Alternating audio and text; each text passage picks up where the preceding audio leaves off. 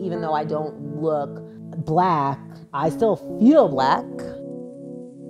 I get upset because I'm like, can't you see that I'm who I am? This black part of me that I feel so strongly identified with, people, they can't see it to the point where like sometimes even think I'm white. Chances are, many of us have inadvertently passed for something that we're not, based on our appearance perceived to be a different race, gender, sexuality. But what's it mean when those assumptions mean you pass for the wrong identity? I was living in Oakland, California. This guy got on the train and he wanted to like squeeze into my seat with me. And I was like, ugh, and I got up and I moved. He turned and he was like, you white bitch. And I was like, dude, I'm not white. I took umbrage at him not calling me a bitch. I was mad because he called me white. My father is black from West Virginia, and my mother was white and from New Jersey. People typically think that I am a Latina. Partially because people always think that I'm Latina, I just learned to speak Spanish. No voy a trabajar, pero no estoy seguro. Okay, man. But at the end of the day, I'm not Latina, I'm black. That feeling of not being fully seen isn't exclusive to racial passing. My dad, bless his heart, has had his own journey to come to understand what my identities are. We always had a rule growing up. If you were dating someone, you'd have to sleep in separate rooms. I was dating a woman, and my mom, in a very well-intended way, said, well, I think he thinks of her more as your best friend, so I think you could probably get away with it. And I was pissed. That invalidates the legitimacy of my relationship with her. The assumptive heterosexuality is that we just think of it as a friendship in your mind. As a straight-passing bisexual woman, Emily attributes her ability to pass more to her gender than her sexuality. Society super likes to conflate the two. Oh, I've got my gaydar, right? Whatever that means. And so people can clock folks within the queer community. Wrong. I think that I'm a pretty good example. A lot of that erasure can happen of that identity that means a ton to me. Because Emily and Rebekah are not passing on purpose, their experience is a departure from what passing has meant historically.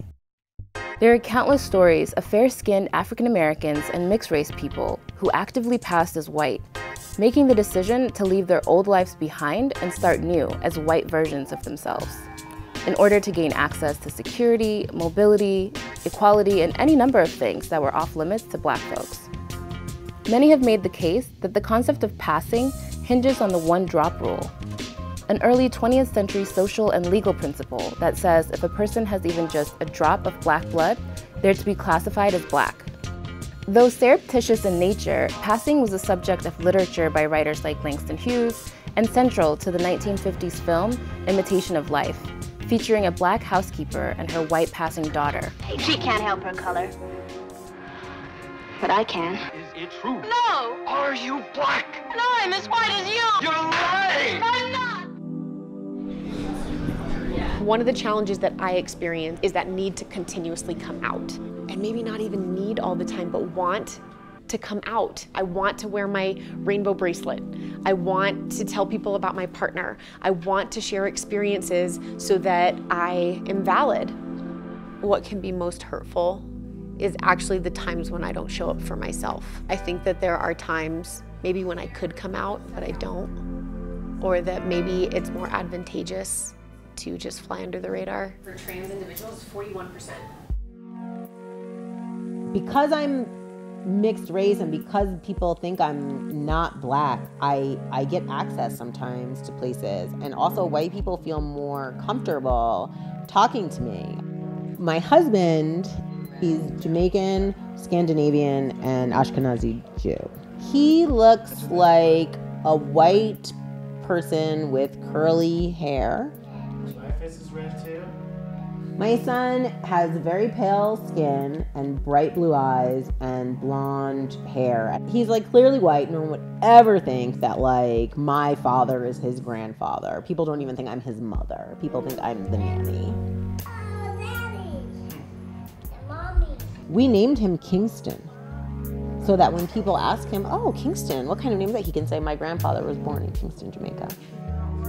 I know his life will be easier because he's white. I don't want him to feel like how I feel, where I feel like I have to like go that like extra mile, or I have to talk a certain way so that people know. For those involuntarily passing, the feeling of invisibility often follows questions like, what are you?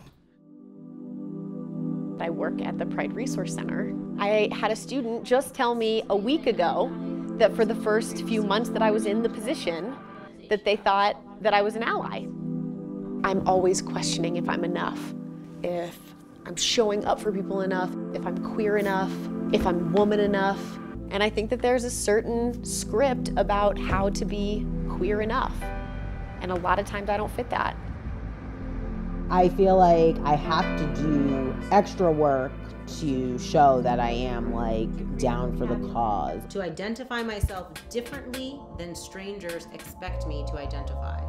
This film project I'm working on called All Mixed Up Are Changing Racial Identities. A lot of it came from when my son was born. I was like, what does race mean? And like, how is he going to be identifying as Black? So I wanted to talk to other people about that. Not to keep the races separate within me. Within our society, we constantly paint pictures of these dichotomies. You're either man or woman. You are Black or white. You are gay or straight. The responsibility that I have as someone who is passing to not take the easy route, to always actively work against all forms of oppression. In many ways, Rebekah and Emily only underscore what we know to be true. Our perceptions of race and gender are subjective, and their experiences show how we act on our perceptions carry real consequences. Thanks for watching. For more Left Field videos, check out our tag series. Here's one about Stella, a former pastor turned drag queen who now preaches self-acceptance.